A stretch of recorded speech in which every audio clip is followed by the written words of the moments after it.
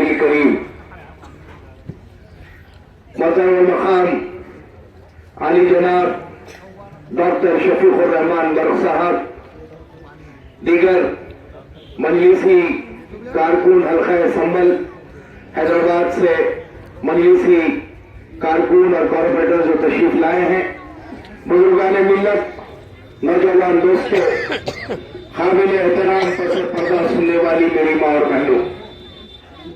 حیدرآباد سے چل کر آپ کے بیچ میں حاضر ہونے کا اہم مقصد یہی ہے کہ ہندوستان کے جو موجودہ حالات ہیں، مسلمانوں کے ساتھ مرکزی حکومت ہو یا ریاستی حکومت ہو، ان کا جو سلوک ہمارے ساتھ رہا ہے وہ کسی سے چھپا ڈھکا نہیں ہے۔ صدر مجلس اتحاد المسلمین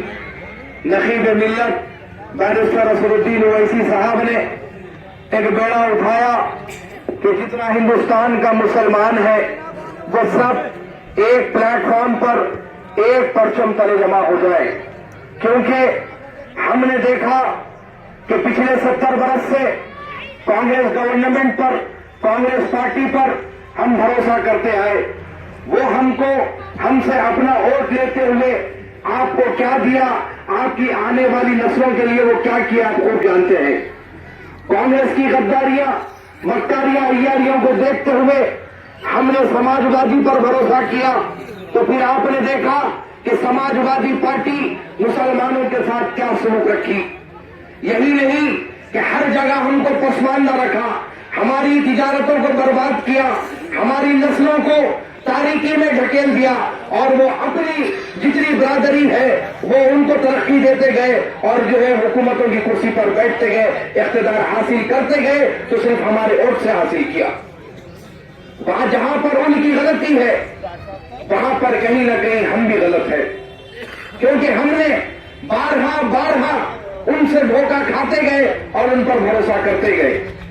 لیکن آج ہمیں ہوش میں آنے کی ضرورت ہے، اور ہمیں یہ طے کرنے کی ضرورت ہے کہ چاہے کچھ ہو جائے ہم ہمارے نمائندے سے ہٹ کر کسی کے حق میں اپنے ووٹ کا استعمال نہیں کریں گے،